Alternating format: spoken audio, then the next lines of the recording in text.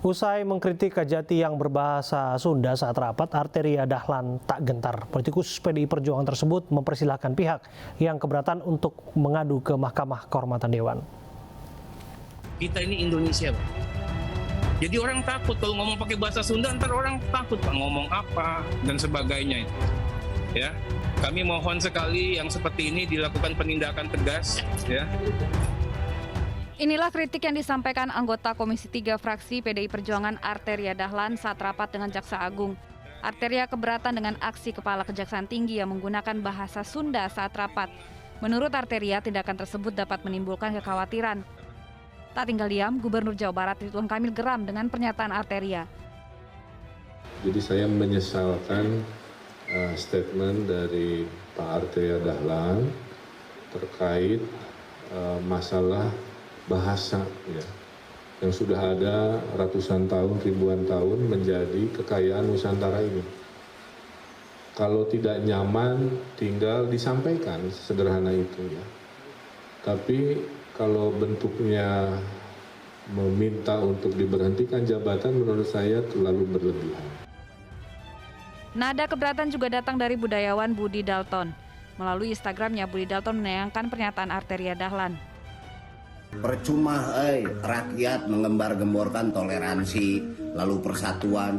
Wakil rakyat nagerasis gitu, lagi pula di dalam sebuah rapat tuh juga banyak yang memakai istilah dalam bahasa Inggris atau bahasa daerah lainnya. Tentunya tidak keseluruhan rapat itu berbahasa Sunda, saya yakin. Tapi pada saat idiom Sunda ini muncul, kenapa mesti dikritik? Kalau yang berbahasa lain tidak.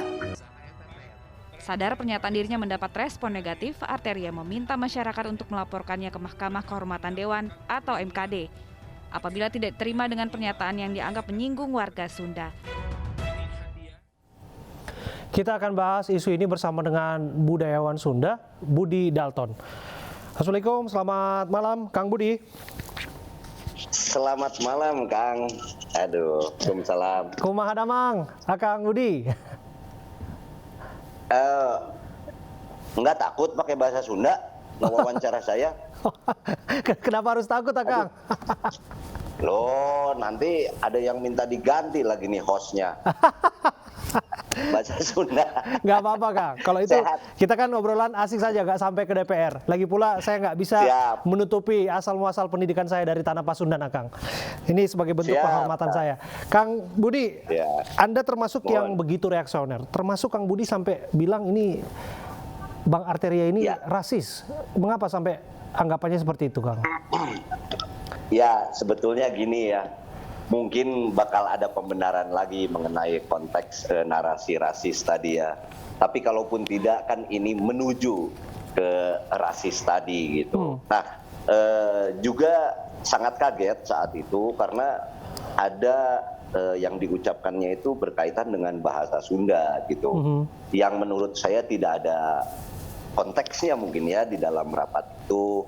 Kalau memang kinerja Kajati ini kurang baik ya, saya pikir seorang anggota dewan itu lebih bisa tajam gitu untuk menyoroti masalah kinerjanya saja, tidak melebar ke hal-hal lain gitu, Kang. Oke, Kang. Tapi begini, Kang, menurut Akang apa sih yang sangat mengecewakan dari yang disampaikan oleh sosok Arteria Dahlan?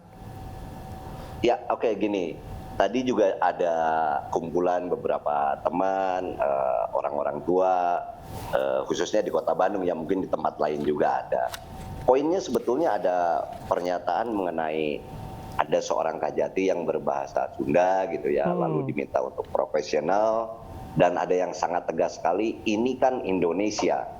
Nah, ini ada satu yang yang sangat tajam bahwa artinya mungkin Sunda itu bukan Indonesia. Nah, ini kan bisa dianalisa ya oleh para ahli sastra lah gitu apa yang diucapkan beliau. Kalaupun di situ ada slip tongue, seperti kita sering menonton juga lah kejadian-kejadiannya sebelumnya dari beliau gitu ya. Tidak kelihatannya juga ada bukan kesalahan bicara, itu memang saya pikir memang tujuan bicaranya ingin seperti itu. Lalu juga kan betapa kagetnya baca berita di hari tadi gitu ya, bahwa silahkan aja lapor ke MKD gitu ya. Memang saya pikir masyarakat Sunda, walaupun saya tidak mewakili gitu ya seutuhnya, tapi saya pikir kalau permohonan maaf kayaknya juga memang sudah tidak dibutuhkan gitu. Betulnya kita sudah tidak butuh itu lagi gitu. Tapi ada hal-hal yang terlalu berlebihan saya pikir di dalam narasi yang beliau ucapkan gitu.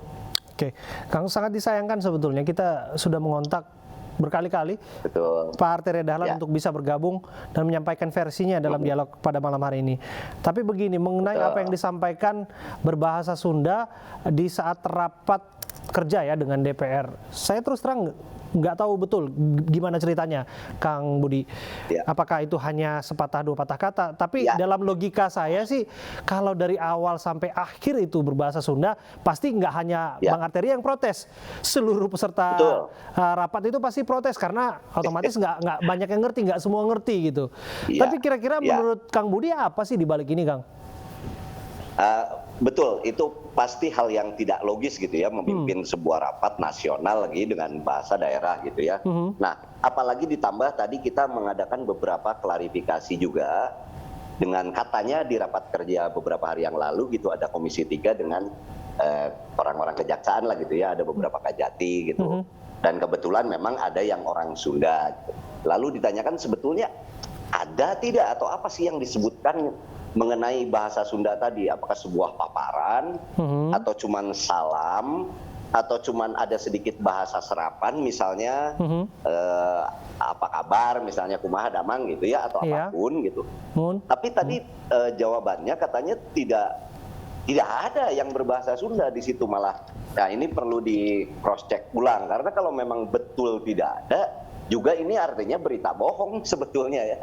Sebetulnya tidak ada gitu loh. Nah, jadi kan ini banyak sekali analisa dari teman-teman, begitu pula kita harus lebih tajam lagi lah untuk menyikapi ini kepada substansi yang akan disampaikan. Persis, Kang. Gitu. Kalau saya pribadi gitu ya, juga tidak ingin tiba-tiba seenaknya gitu, masalahnya pidana misalnya.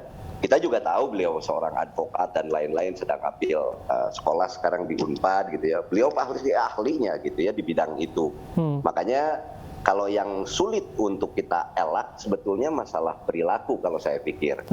Kurang mencerminkan. Saya pikir itu anggota dewan apalagi gitu ya. Seharusnya bisa menyelesaikan masalah gitu kan, bukan membuat masalah gitu. Bukan bikin kegaduhan. Iya, Kang. Gitu, Kang, ada satu terminologi yang menarik dalam pernyataan Anda soal bahwa kita harus melestarikan bahasa daerah dibandingkan dengan bahasa asing. Yang kerap kali memang istilah-istilah asing ini kan disisipkan dalam presentasi, dalam pendapat dan lain sebagainya lah. Kalau rapat kerja itu sangat familiar, biasa kita sebutkan, termasuk familiar tadi itu sebetulnya kan serapan bahasa asing. Tapi begini, Kang, menurut Akang apa sih dampak dari ini semua kalau kita mengutamakan bahasa asing tapi di sisi lain malah kita semacam mengerdilkan ya bahasa-bahasa Nusantara, bahasa-bahasa daerah?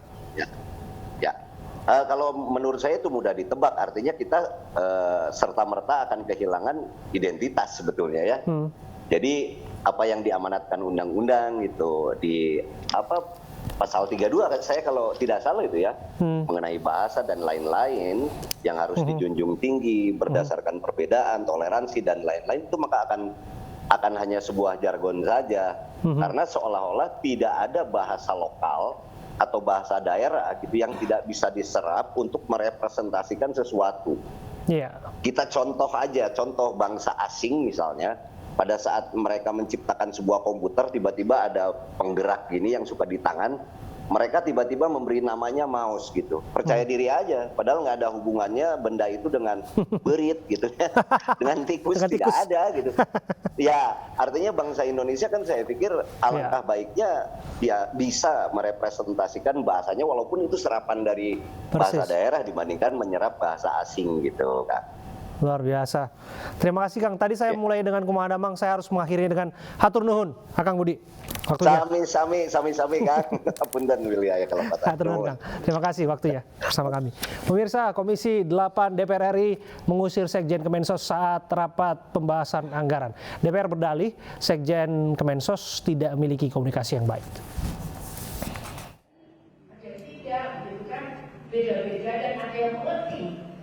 Komisi 8 DPR RI mengusir Sekjen Kementerian Sosial Hari Hikmat dari rapat pembahasan anggaran yang digelar hari ini. Pengusiran terjadi saat Komisi 8 DPR menyampaikan permintaan di hadapan Menteri agar Sekjen Kemensos tidak mengikuti jalannya rapat. Tugas anggota DPR itu adalah mengawasi.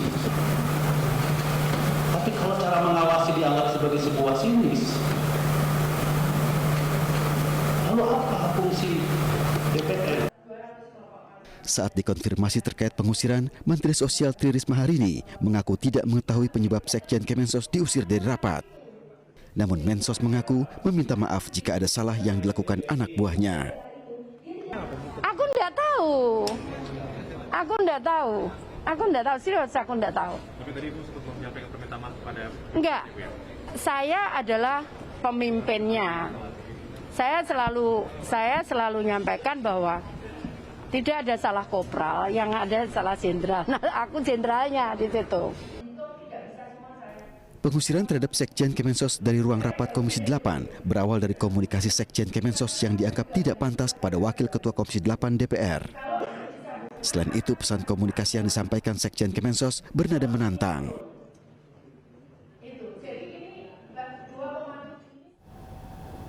Kita akan bahas hal ini bersama dengan peneliti Formapi Lusius Karus. Selamat malam Bang Lusius. Malam Bu Abraham. Bang Lusius, nampaknya audionya belum dinyalakan ya? Sudah nih. Ya sudah, saya dengar dengan jelas.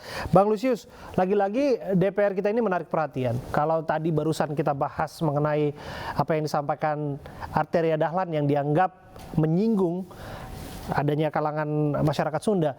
Nah, di sisi lain ini ada Komisi 8 yang mengusir Sekjen Kemensos. Ada apa dengan DPR? Ya, bingung juga sih ya, berapa waktu terakhir ini DPR seperti dalam tensi tinggi gitu ya, sering memarahi orang yang datang rapat di DPR. Kita pernah mendengar juga beberapa minggu lalu Komnas Perempuan diusir juga dari Komisi 3 kan. Iya, kemudian persis. Kemarin memarahi Jaksa Agung untuk jaksa yang menggunakan bahasa Sunda di rapat gitu ya. Hari ini kita mendengar Sekjen Kemensos gitu ya. Tapi yang lucunya kemarahan terhadap Sekjen Kemensos yang kemudian berujung pada pengusirannya dari ruang rapat itu tidak pernah disampaikan alasannya, bahkan Menteri Sosialnya sendiri tidak tahu gitu. Jadi dibilang saja bahwa pola komunikasi Sekjen dengan Pak Aceh itu yang tidak bisa diterima oleh Komisi 8 gitu ya. Tapi kan saya kira ini lucu sekali anggota DPR memarahi orang tanpa menyampaikan alasan pola komunikasi. Saya pikir akan beda Bang Lusius. Kalau marah-marahnya karena katakanlah pemerintah menelantarkan warga di daerah mana dan lain sebagainya. Nah ini kan masuk akal dan kita mengerti begitu. Tapi dalam hal ini kok dirasa tertutup ya? Betul, fungsi pengawasan itu kan yang ada dalam Undang-Undang MD3 itu ya mengawasi kebijakan gitu ya, bukan mengawasi bagaimana Sekjen ngomong atau berkomunikasi dengan pihak DPR. Jadi saya melihat ini lebih pada arogansi DPR saja yang merasa bahwa mereka punya kekuasaan yang begitu besar gitu ya, dan bahwa jabatan-jabatan eksekutif sebagian besar kemudian harus tunduk pada mereka gitu ya. Dan pola komunikasi ini lebih intimidatif ya, sehingga saya kira perlu kemudian dicari tahu betul apa sesungguhnya soalan pola komunikasi seperti apa yang kemudian dilakukan oleh Sekjen Kemensos yang membuat seluruh anggota Komisi 8 itu dalam kondisi emosi gitu ya. Itu yang menjadi pertanyaan kunci dari apa yang kita perbincangkan malam ini Bang Lusius. Bagaimana kira-kira mereka yang harus berurusan dengan DPR berbahasa, berkomunikasi? Karena di satu sisi ada yang menggunakan sapaan daerah, katakanlah dan lain sebagainya, dinilai tidak Indonesia, kemudian minta dicopot. Di sisi lain ada yang semacam tersinggung, disuruh keluar ruangan, diusir dan lain sebagainya. Jadi bagaimana kita harus berurusan dengan DPR? ya mestinya sebagai wakil rakyat itu ya tahu betul bahwa ada begitu banyak karakter rakyat gitu di luar sana gitu, dalam soal berkomunikasi. Tidak bisa ada standar yang sama untuk semua orang gitu ya kalau bicara soal pola gitu ya. Karena itu saya kira sulit kemudian memahami selain bahwa kita menjelaskan ini hanya ekspresi DPR yang merasa bahwa mereka punya kekuasaan besar gitu ya.